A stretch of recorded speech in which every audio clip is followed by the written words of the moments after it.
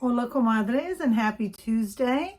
Today we're going to be talking about the trip that none of us want to go on, the guilt trip. The reality is that there are people in our lives who are packing a guilt trip for us anytime, any day.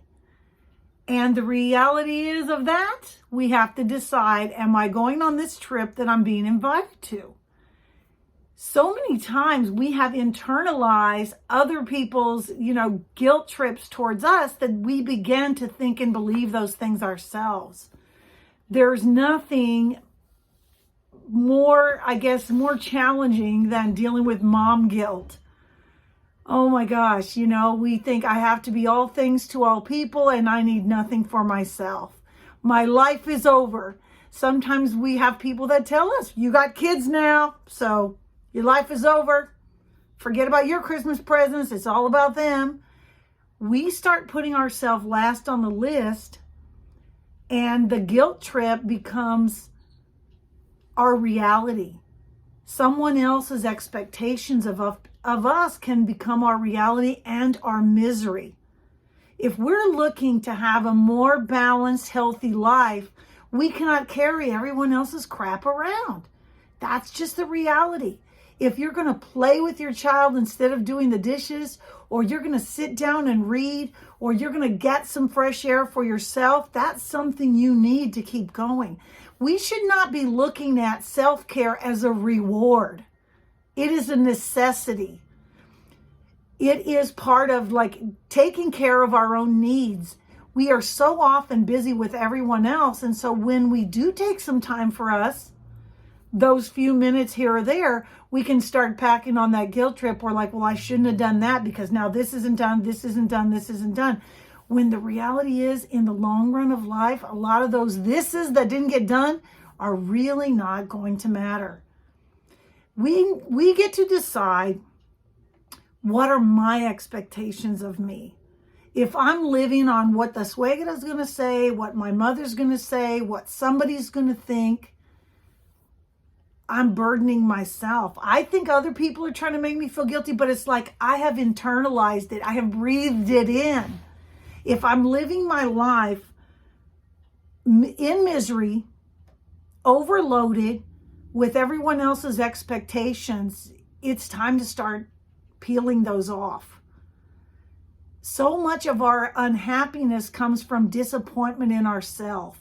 Yet, we're measuring ourselves against some idealized version that can't do all the things that we think we can do and get done. We have so many roles as women. We have so many responsibilities. And the reality is we're going to work on some and some are going to slide. One of the things that I've learned is that I no longer need to base my value on my production. If I don't have a certain thing done, it doesn't mean that I'm a terrible person. I've become more aware of my limitations. And I wish I knew this 20 years ago or 30 years ago or even more years ago, when I was making myself miserable and crazy because I couldn't do all the things. I don't think anybody can do all the things. The reality is, if we're investing in things that really matter to us and we have some self-compassion, that means caring about me, that means taking my needs into account, I don't have to go on every guilt trip that other people are packing for me, and I can stop packing my own. The clothes didn't get folded, ni modo. The laundry didn't get done, we'll find something to wear. So many times, I didn't go to that birthday party. I didn't send a card or I didn't send a gift. The reality is we are doing the best we can in the moment. If we base our value on how others perceive us, it's going to be an unending hole. We'll never be able to fill it.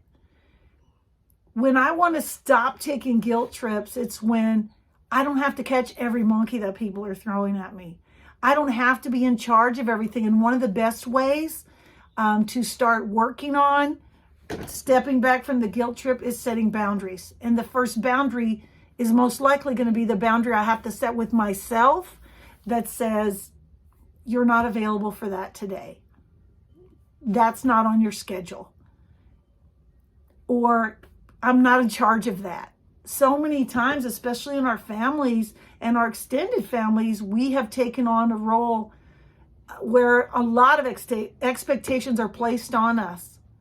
One way to have our own life is to not think I have to fix everything for everybody. That's an unrealistic expectation.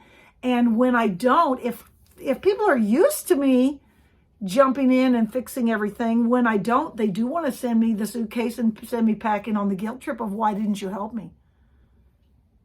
The reality is I'm the one who decides if I'm going to pick that suitcase up. And if me setting boundaries is changing some of my relationships, it is not always going to be smooth. It is not always going to be easy. Sometimes people don't like it when we grow. When we do begin to set boundaries, the people who benefited when we didn't have any are kind of unhappy. And maybe they're going to say, well, you changed. Well, ever since you got in that program, you're this, you that. You know, the reality of who gets to define you is you, is not them.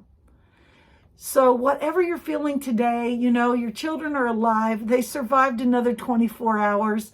Life does not have to be perfect. Your house doesn't have to look terrific. And it doesn't even have to look any kind of way to be filled with love. There's so much more in our hearts than how things look. And a lot of the guilt trips, I think, come from how things look. How things look. How does my house look? How does my yard look? How does my kid look? How does my car look? We get caught up in a lot of that because we put our value on a lot of those externals. When the reality is, if I can look into my child's eyes or family members that I love and know that we love and value each other, doesn't matter what else is going on around us. We have the foundation that we need. So I appreciate you, comadres. I hope you know today, if someone's sending you on a guilt trip, you can say, no, I don't have a passport. I'm not taking that trip. Have a good day, comadres. See you soon.